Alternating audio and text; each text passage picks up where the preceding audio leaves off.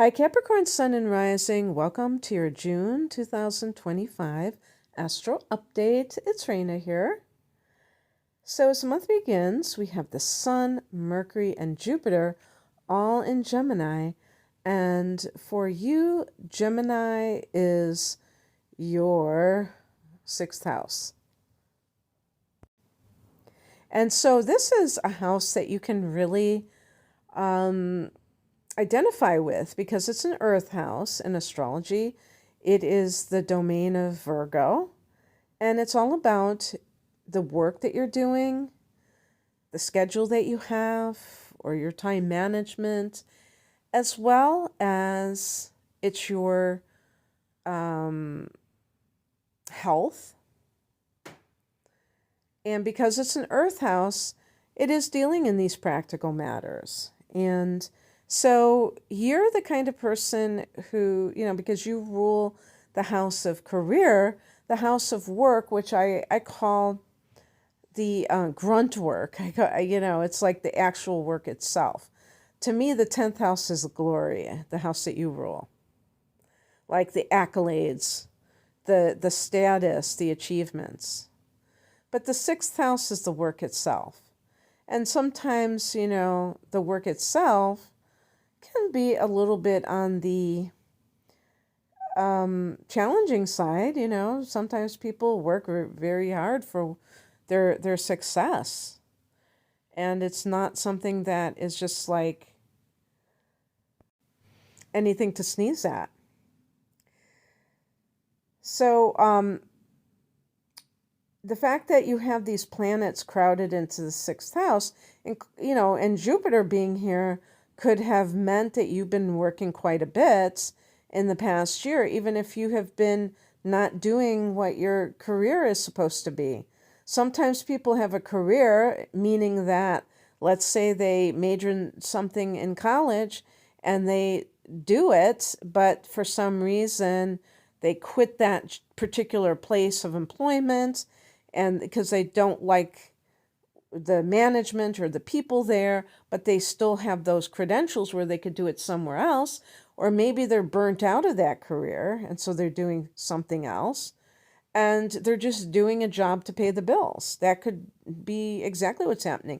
But if you were in that scenario, Capricorn, you probably wouldn't be lacking any opportunities to work and to pay your bills. So that's what Jupiter can be. Jupiter can sometimes be a lucky break too. But the reason I'm going on and on about Jupiter is that Jupiter is going to change signs and it's going to change houses. Remember that this is a general reading, and the timing of the actual transits may not correspond to when these planets go into these houses. Okay, so on the 6th of the month, Venus goes into Taurus.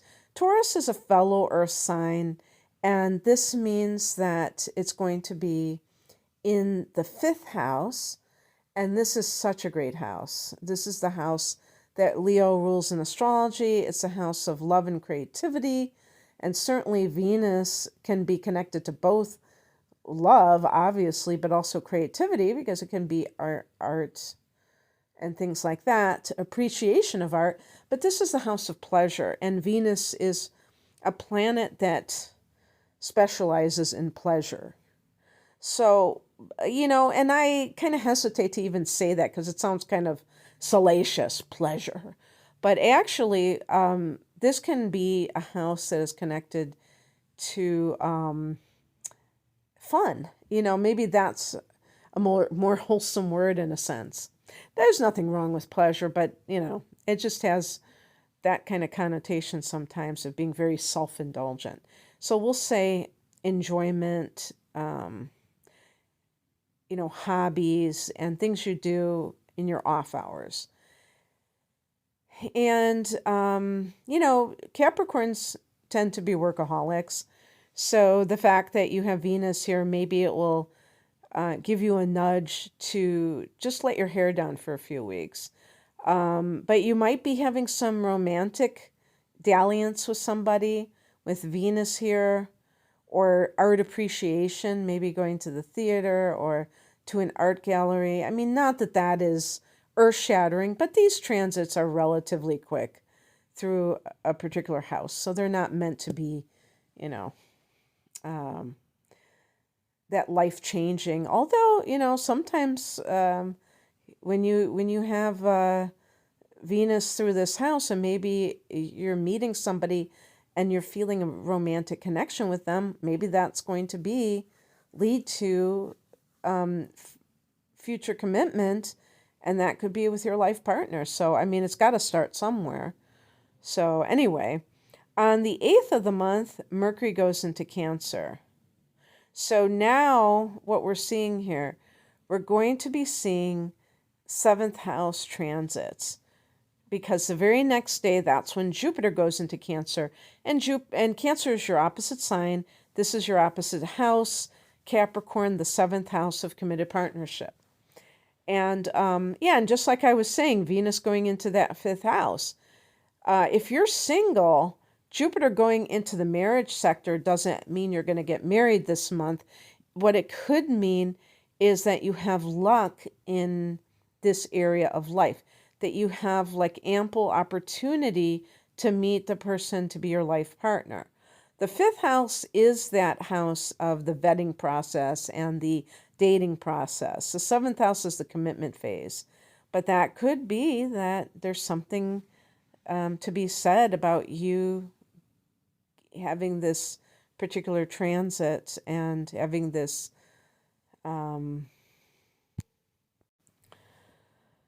this luck, and it's also, this benevolent energy, if you will. But this is also the house of legal affairs. And so if you have anything coming up, or if something happens to come up where you need to deal with the law, it could very well be on your side. Mercury here could be, contracts. So maybe you are looking to get married and you are getting the wedding license and all of that. Mercury can be that paperwork and all of that.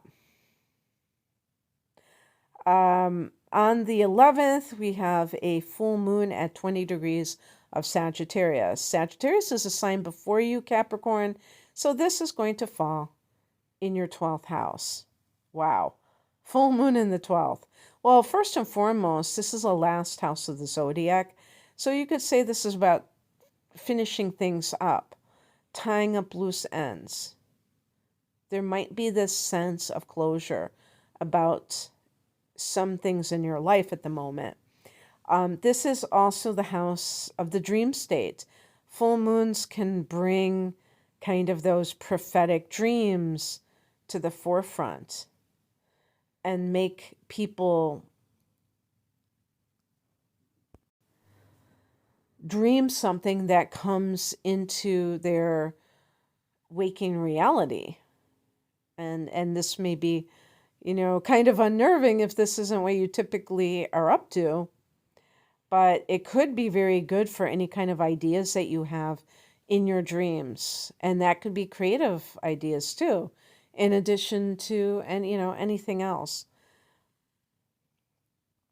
On the 17th, and by the way, this is also a great time to let go of any self-defeating patterns. They can come to light for you, but they can also be let go of and, released, so that you're able to, like addictions and other self-destructive patterns. On the 17th, Mars goes into Virgo. And Virgo is the 9th house for you. It forms the most harmonious angle, which is called a trine to you. And this means that when Mars is in the 9th house, you might even have wanderlust, where you want to travel. And you might be feeling this, it's funny, what's really funny is that full moon in Sagittarius is the ruler of the 9th house in astrology. And the full moon was in your 12th house, and that's Pisces domain. And Jupiter is the ancient ruler of Pisces. So Jupiter's the, current ruler of Sagittarius. So there's going to be that connection with some, with the 12th and the 8th houses in that way. And so who knows, maybe that is, you're going to be traveling. The full moon is bringing that to fruition. And Mars in the 9th house could be kind of echoing that. Ninth house, another thing too, is that the 9th house is associated with the law too. And Mars in the 9th could be like really ratcheting something up. The courtroom, I think, is the 7th house, but the law itself is the 9th.